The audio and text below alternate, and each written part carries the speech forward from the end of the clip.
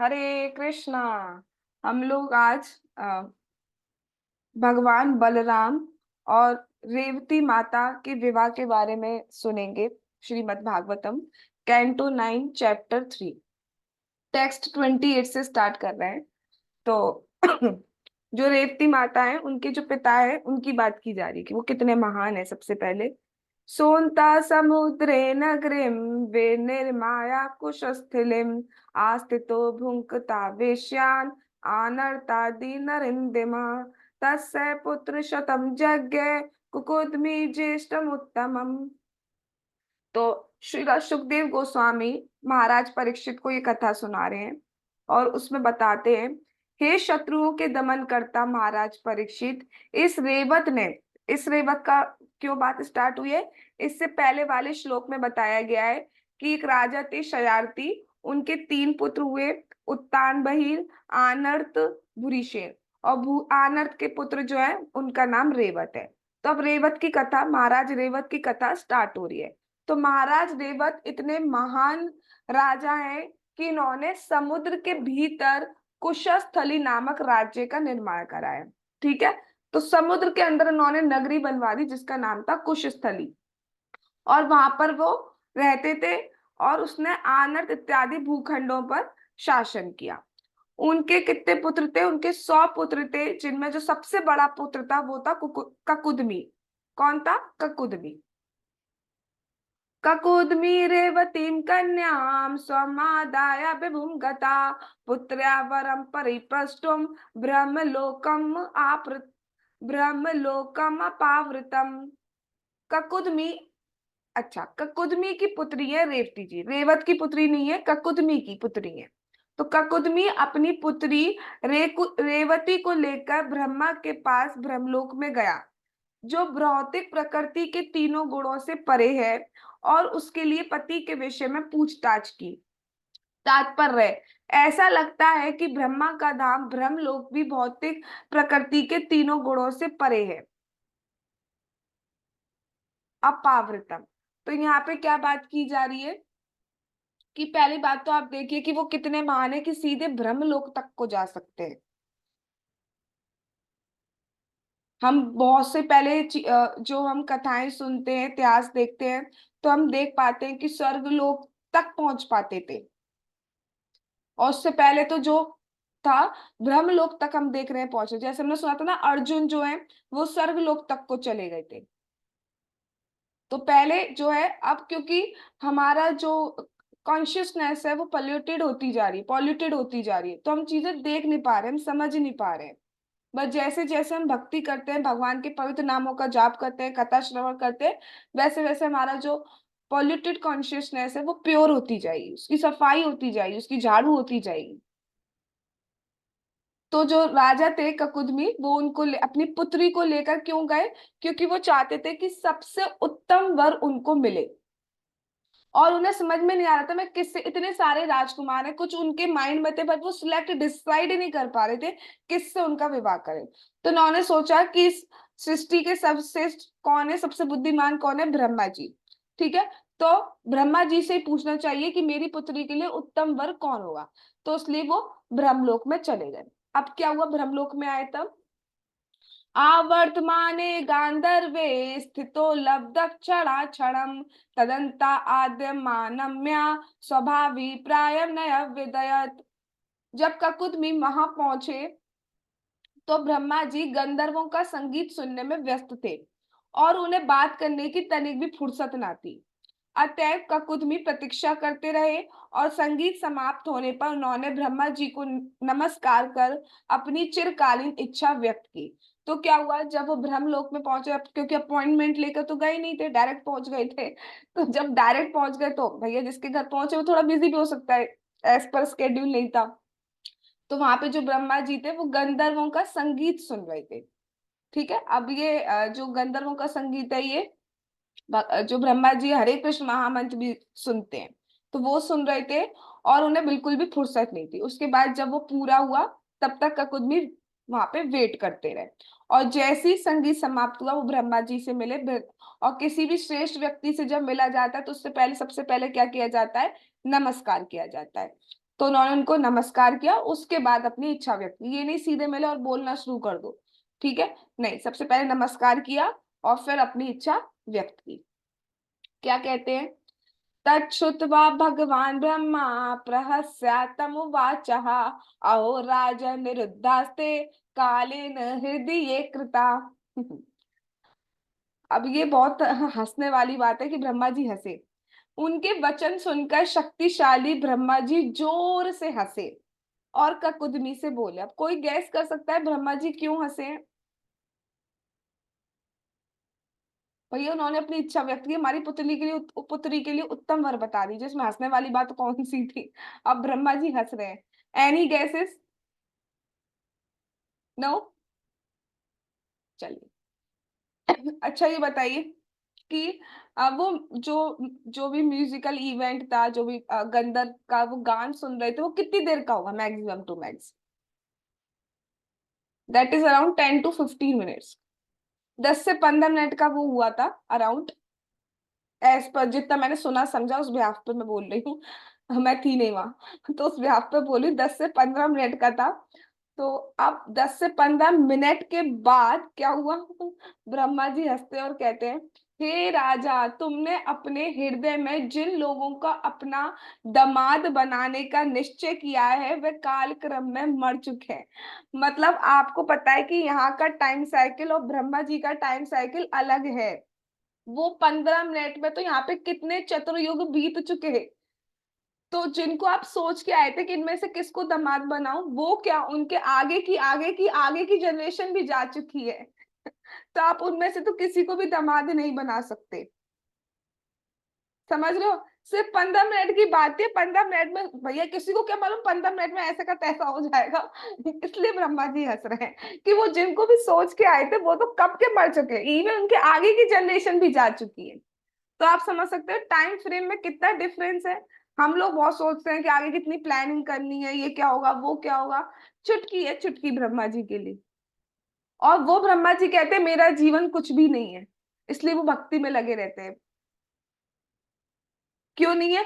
क्योंकि ब्रह्मा जो भगवान है उनकी सांस का खेल है। गई ब्रह्मा जी की एज, उसमें हमारी एज क्या होगी?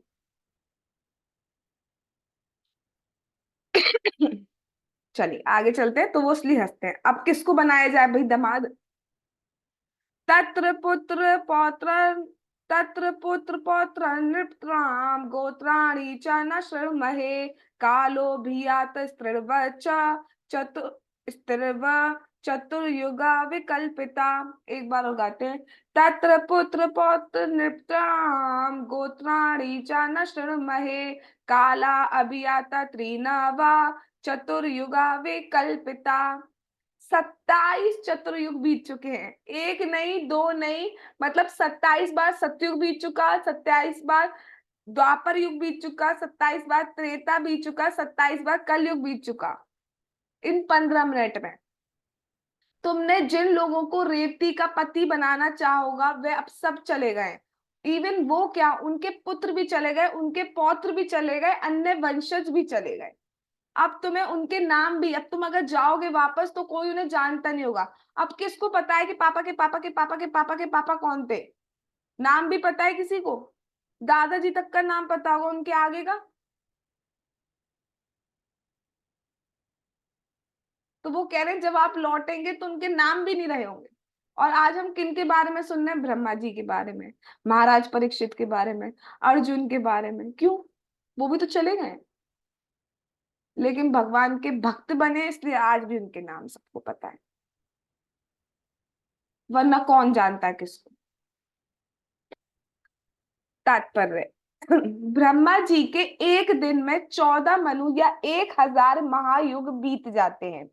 ब्रह्मा जी ने राजा ककुदमी को सूचित किया कि पहले ही 27 युग बीत चुके हैं, जिनमें से प्रत्येक में 4 युग सत्य, त्रेता, द्वापर तथा कलयुग होते हैं। उन युगों में उत्पन्न सारे राजा तथा महापुरुष पहले ही विस्मृत हो चुके हैं। भूत, वर्तमान तथा भविष्य से गति होकर गतिशील काल की यही रीति है कि सब कुछ है, सब कुछ डिके की तरफ बढ़ता चले आ रहा है। एक्चुअली ये बर्थडे नहीं होता है, हमारा एक दिन कम होता जाता है, इवन एक साल कम होता जाता है। तो सब बढ़ते चले आ रहे हैं आगे। अब क्या कह रहे हैं? तद गच्छा देव देवांशो बल देवो महाबला कन्या रत्नम इदम राजन नर रत्नाय देहि वो। एक बार और गाते हैं। तद गच्छ देव देवांशो बल देवो महाबला कन्या रत्नम इदम राजन नर रत्नाय देहि भो। क्या कहते हैं ब्रह्मा जी, किसको सजेस्ट कर रहे हैं? हे राजा, तुम यहाँ से जाओ और अपनी पुत्री भगवान बलदेव को अर्पित करो, जो अभी भी उपस्थित है, और वो बहुत शक्तिशाली है।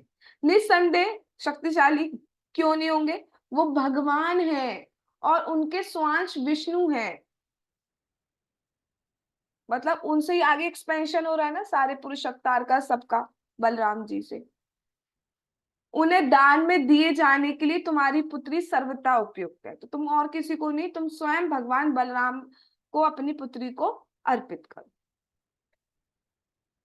भूवो भारवताराया भगवान भूत भावना अवतीर्णो निज अंशेना पुण्य श्रवणा कीर्तना। बलदेव जी यानी कि बलराम जी भगवान है।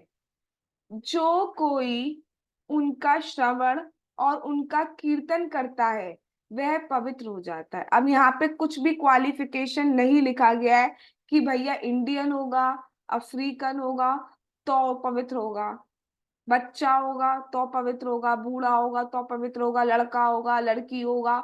नो, जो कोई भी, या इस कास्ट में होगा उस कास्ट में होगा ना, जो कोई भी उनका श्रवण और कीर्तन करता है वह पवित्र हो जाता है।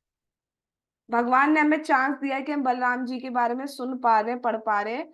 ये कोई साधारण बात नहीं है। इस जन्म में नहीं, 2 जन्म में नहीं, लेकिन ये निश्चित है कि हम गोलोक सब जाएंगे। नहीं तो कौन कौन डेली कथा सुन पाए? एक दिन सुन ली, 2 दिन सुन ली, वो भी बहुत भाग्य की बात है।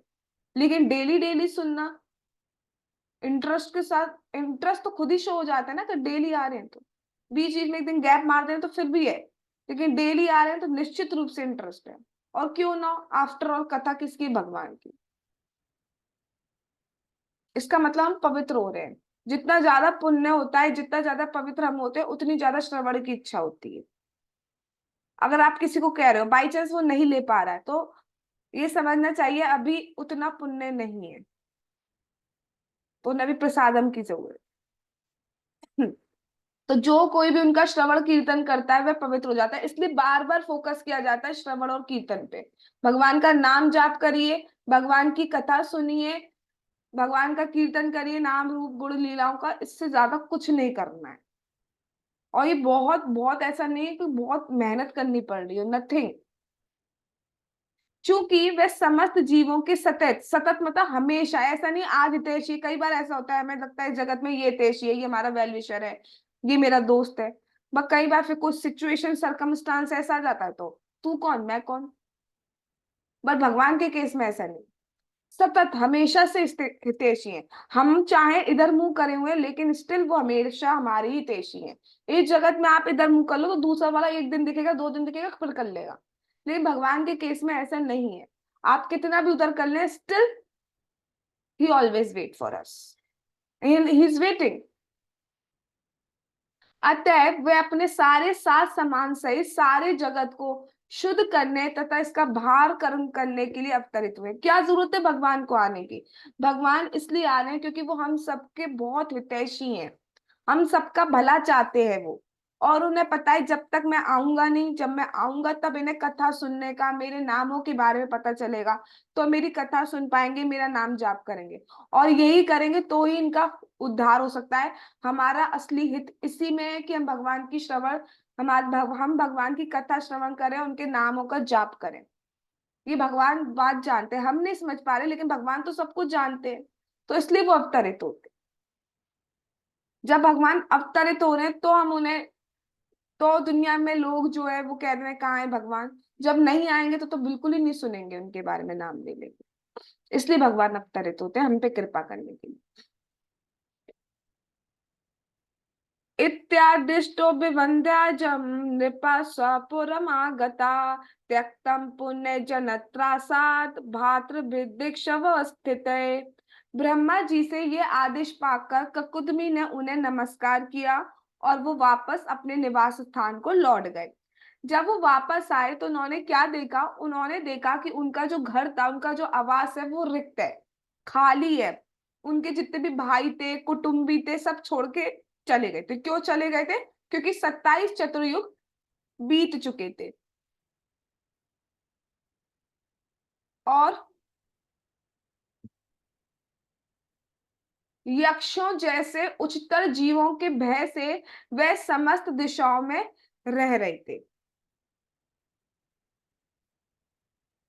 अब वो जिस युग में गए थे, वो युग तो जा चुका था, अब दूसरा युग आ चुका था। किस युग में आए बलराम जी? द्वापर युग में। और ये कब गए थे? सत्युग अराउंड, राइट। तब दूसरा युग आ चुका है, तो अब वहां की पूरी दशा बदली बदलाई है। आप सोचो, आप अभी कलयुग में रह रहे हो, सपोज कल आपकी आंख खुले और आप पहुंच जाओ त्रेता युग में, आपको लगेगा कहाँ आ गए हम, कल्चर समझ में नहीं आएगा, हम ही राक्षस लग रहे होंगे उस वक्त। वहां पे सब चीज डिफरेंट होती है। जैसे कि जो सतयुग होता है, अभी थोड़ा सा इसके बाद बताऊंगी वाली लाइन। सुताम तत्वान सुताम दत्वा अनवद अंगिम बलाया बलशालिने बदर्याख्यम गतो राजा तब तुम नारायण आश्रमम। तत्पश्चात राजा ने अपनी परम सुंदर पुत्री परम शक्तिशाली बलदेव को दान में दे दी और संसारिक जीवन से विरक्त होकर वो बद्रिका आश्रम चले गए, मतलब भगवान की भक्ति करने चले गए। तो ये सबसे बड़ा संदेश ये है कि भक्ति हमें जरूर करनी चाहिए। ये शीला प्रभुपाद जी की कृपा है कि हम जिस भी एज में हैं, जिस भी आश्रम में, चाहे हम गृहस्थी में हैं, चाहे वानप्रस्थ में हैं, चाहे सन्यासी हैं, चाहे ब्रह्मचारी हैं, हम भक्ति कर सकते हैं, राइट। अच्छा, अब क्या हुआ, एक बात एक हमें समझना चाहिए कि जैसे जैसे युग आते जाते हैं, मतलब जैसे पहले सतयुग है, फिर त्रेता युग आया, फिर द्वापर युग आया, फिर कलयुग आया। तो जो सतयुग वाले होते हैं उनकी एज बहुत साल की होती है, 10,000 करीब।